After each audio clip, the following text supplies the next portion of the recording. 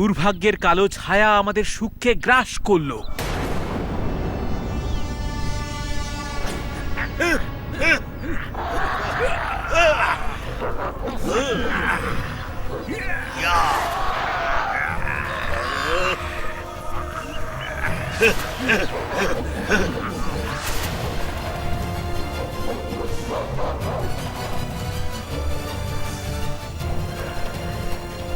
দেখতে পাচ্ছ ওখানে হনুমান আছে। ও যেন কখনোই জানতে না পারে যে আমি মায়াবী বনরক্ষক, যে তার মায়াবী অনুচরদের সাথে ওর উপর দৃষ্টি রেখেছি। কোনো শব্দ নয়, কোনো নড়াচড়া নয়, শান্তভাবে অনুসরণ করা আমায়।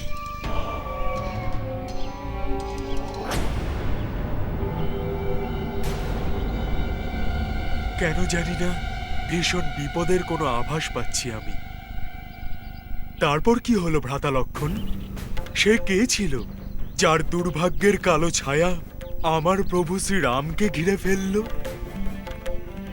আচ্ছা, এই লোকটা সে নয় তো যে আমাদের মা সীতাকে হরণ করেছে?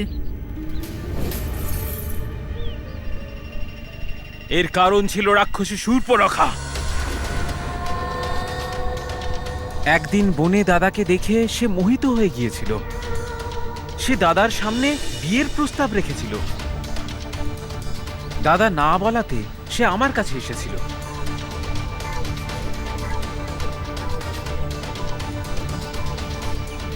আর আমিও যখন না বললাম সে ক্রুদ্ধ হয়ে উঠল। সে ভেবেছিল যদি সে বৌদিকে মেরে ফেলতে পারে তাহলে দাদা হয়তো ওকে বিয়ে করে নেবে, আর তাই সে বৌদিকে আক্রমণ করল। সেই সময় দাদার আদেশে ওকে দণ্ড দেওয়ার জন্য আমি ওর নাক আর কান কেটে ফেলেছিলাম। No! No! No! কিন্তু এই সব এখানেই শেষ হলো না। প্রতিশোধের আগুনে জ্বলতে থাকা শূর্পণখা দুই মহারাক্ষস খর দূষণ তাদের 14 সহস্র সেনা নিয়ে উপস্থিত হলো।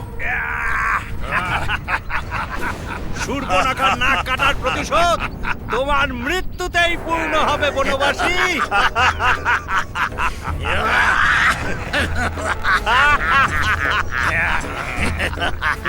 খর দূষণ আর তাদের 14 সহস্র সেনাকে দেখে দাদা শ্রীরাম বৌদির সুরক্ষার জন্য ওনাকে নিয়ে কুটিরে যেতে বললেন।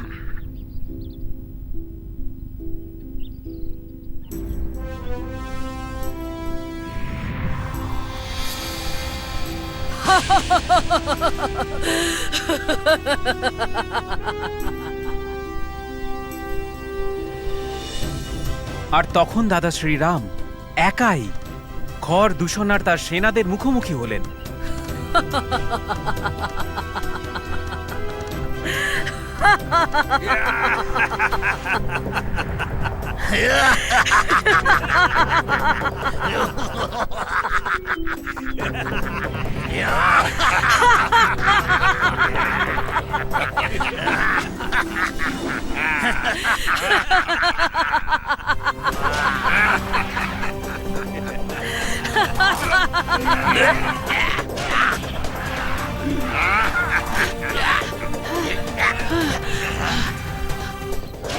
দাদা শ্রীরাম অল্প সময়ের মধ্যেই খর দূষণ আর তাদের 14 সহস্র আসুরিক সেনার সংহার করলেন। আর দাদার এই পরাক্রম দেখে ভীত সন্ত্রস্ত শূর্পণখা নিজের মহাবলী ভ্রাতার কাছে সাহায্যের জন্য উপস্থিত হলো।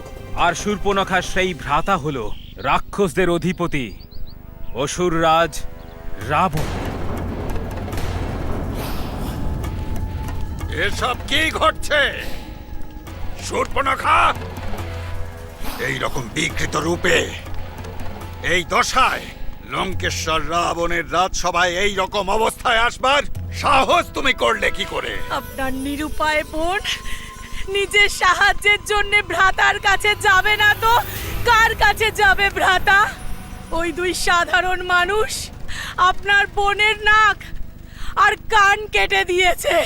শুধু এইটুকুই নয় লঙ্কেশ, ওদের মধ্যে জ্যেষ্ঠ ভ্রাতা আমাদের খর আর দূষণকে নিঃশেষ করে দিয়েছে, তাদেরকে যমলোকে পাঠিয়ে দিয়েছে।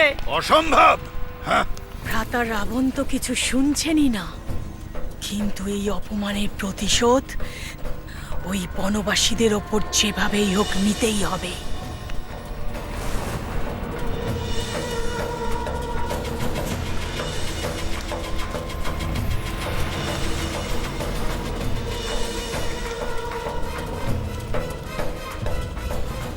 সুন্দর,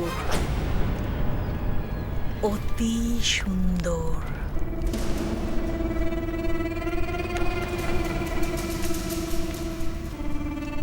কে? ও স্ত্রী, যার জন্য আমার এই দুর্দশা হয়েছে। ওর স্ত্রী? হ্যাঁ ভ্রাতাশ্রী, যুগ যুগ ধরে এমন সুন্দর স্ত্রী পৃথিবীতে আগে কখনো জন্মায়নি। এসব তুমি কি বলছো? আমি সত্যি বলছি ভ্রাতাশ্রী। কোমল শরীর, হরিণের মতন চোখ, এমন সুন্দর হাসি যে ধ্যানমগ্ন ঋষিও তার তপস্যা ভঙ্গ করে দেয়, অপ্সরাও তার মুখ লুকিয়ে নেয়। এমনই তার সৌন্দর্য। ভ্রাতাশ্রী, ও স্থান ওই অরণ্যে নয়, এই লঙ্কায় হওয়া উচিত। লঙ্কাধীশের সাথে হওয়া উচিত। তুমি চিন্তা করো না ভগিনী, আমি জানি যে আমাকে কি করতে হবে। আর তারপর রাবণের পরিকল্পনা অনুসারে তার মামা মারীচি স্বর্ণমৃগের বেশ ধারণ করে এলো আর বৌদিকে নিজের দিকে আকৃষ্ট করায় সফল হয়ে গেল।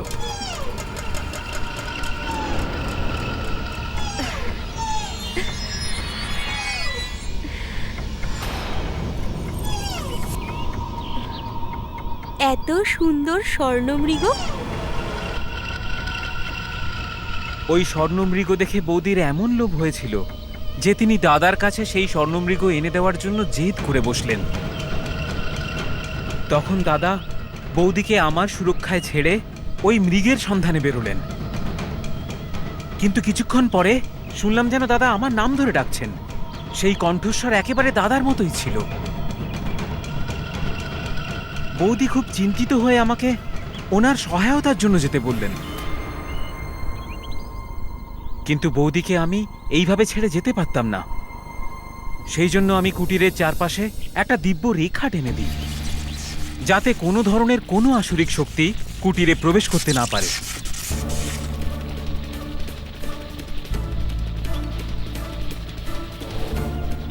অনুমতি দাও মা।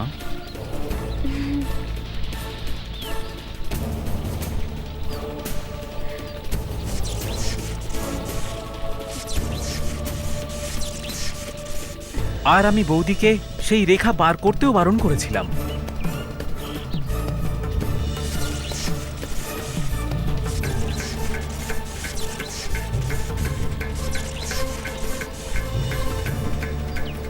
তারপরে কি হলো ভ্রাতা লক্ষণ? আমি কুটির ছেড়ে যেতেই পরিকল্পনা অনুসারে রাবণ সেখানে পৌঁছায়। সে কুটিরে প্রবেশ করার চেষ্টা করলে আমার টানা দিব্য রেখা তাকে আটকে দেয়।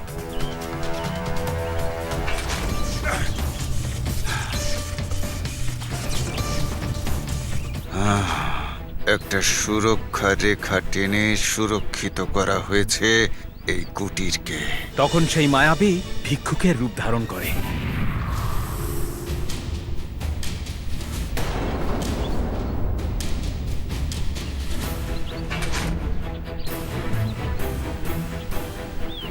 আর ভিক্ষা চাওয়ার অভিনয় করতে থাকে। সে ছলনা করে বৌদিকে দিব্যরেখা লঙ্ঘন করতে বাধ্য করে। আর যখনই বৌদি সেই রেখা লঙ্ঘন করে,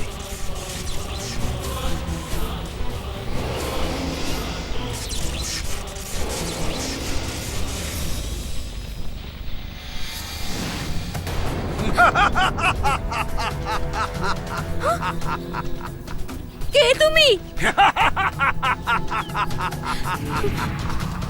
লঙ্কেশ্বর দশানন রাবণ।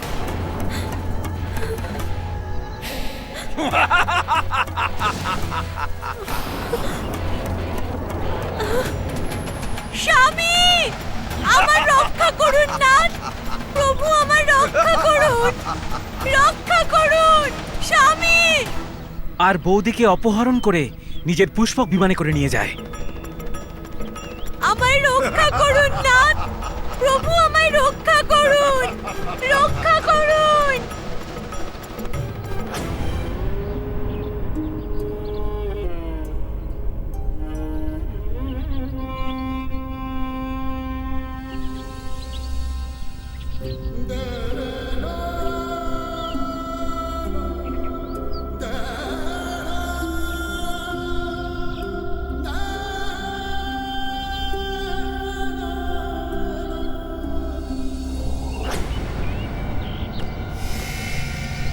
তাহলে আমার আশঙ্কা অযৌক্তিক ছিল না।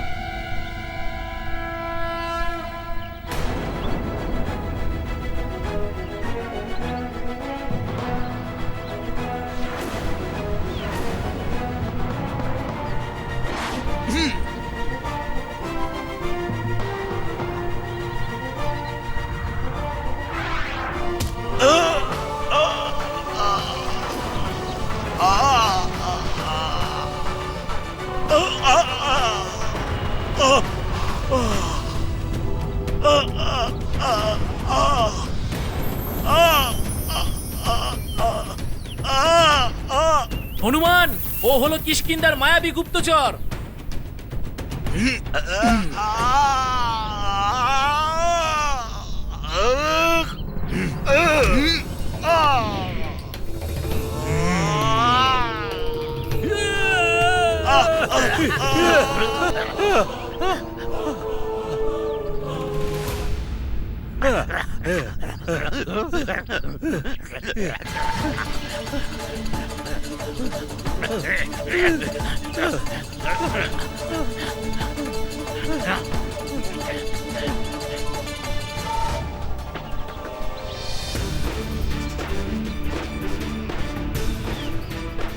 দাদা রাম এসে গেছেন, আর কাউকে দরকার নেই। এভাবে তোমরা কিছুতেই এখান থেকে পালাতে পারবে না।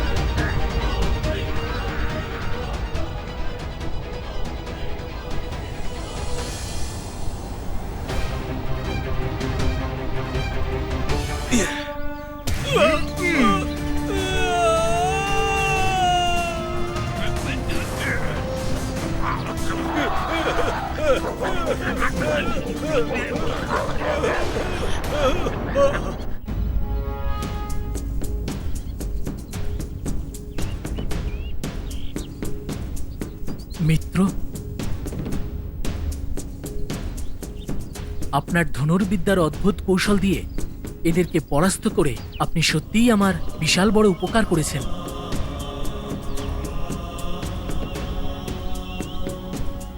তা না হলে এরা বালিদাদার কাছে মিথ্যা খবর পৌঁছে দিত যে আমি ওনাকে বধ করার জন্য কোনো যোদ্ধার সঙ্গে হাত মিলিয়েছি, কিংবা আপনার সঙ্গে মিত্রতা করে ওনাকে পরাস্ত করার ষড়যন্ত্র করছি। মিত্রতা? হ্যাঁ ভ্রাতা সুগ্রীব, এ তো বড়ই উত্তম বিচার। ক্ষমা করে দেবেন আমায়, ছোট মুখে বড় কথা বলার সাহস করছে।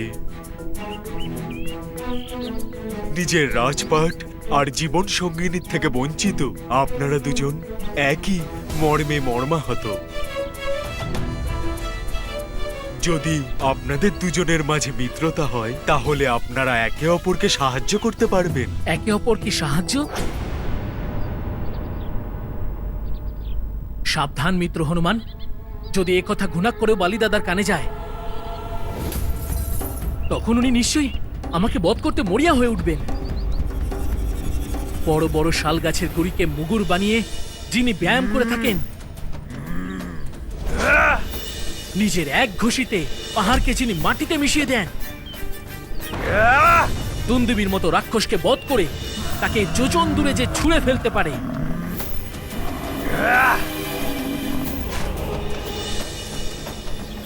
সেই মহাশক্তিশালী বালিদাদাকে পরাস্ত করতে এনারা দুজন বনবাসী রাজকুমার আমাকে কি সাহায্য করতে পারেন? এনারা নিজেরাই তো অন্যের সাহায্যের আশায় ঘুরে বেড়াচ্ছেন। মহারাজ সুগ্রীব, দাদা রামের শক্তি ও ক্ষমতার ব্যাপারে কোন রকম অকারণ সন্দেহ আমার পছন্দ নয়। লক্ষণ,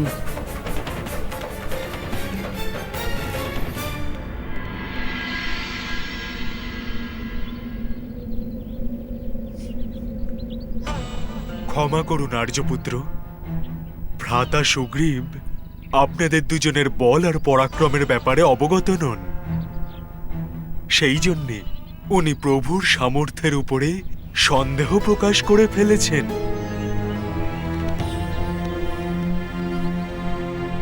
ভ্রাতা সুগ্রীব, প্রভু শ্রীরামকে সাধারণ যোদ্ধা ভাববেন না। নিজের এক বাণের দ্বারা রাবণের পাঠানো সহস্র যোদ্ধাকে এক নিমেষে সংহার করতে পারা প্রভু শ্রীরাম অবশ্যই ভ্রাতা বালিকে পরাস্ত করে কিষ্কিন্ধার সিংহাসন আপনাকে পুনরায় ফিরিয়ে দেবেনই।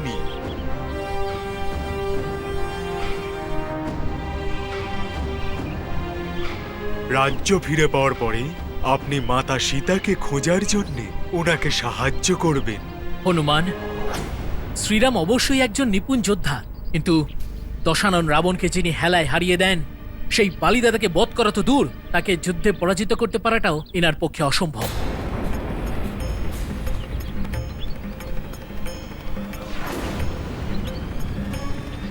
লক্ষণ,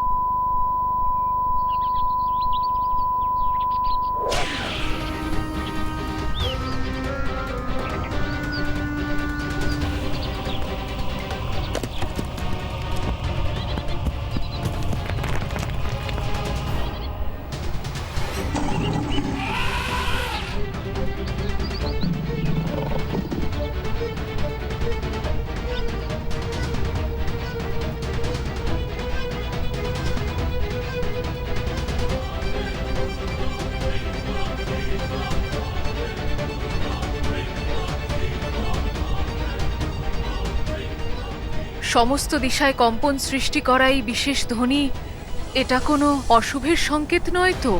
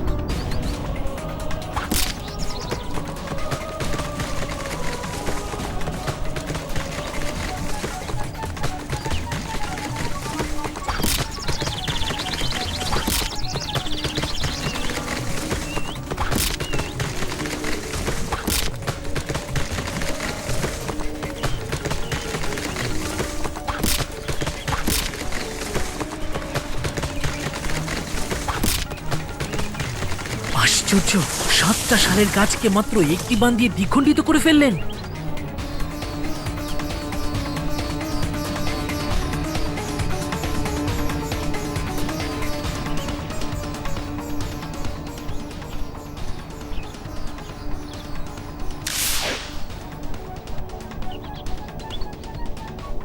সেই একই বান দিয়ে দুন্দুভির বিশাল আকার কঙ্কালকে বহু যোজন দূরে ছুঁড়ে ওই পাহাড়কে চূর্ণ বিচূর্ণ করে ফেললেন।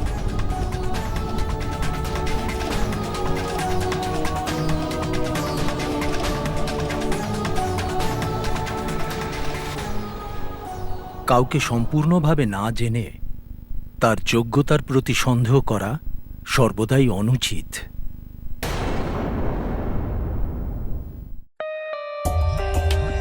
For more updates, subscribe to our channel, click the show links and enjoy watching the videos.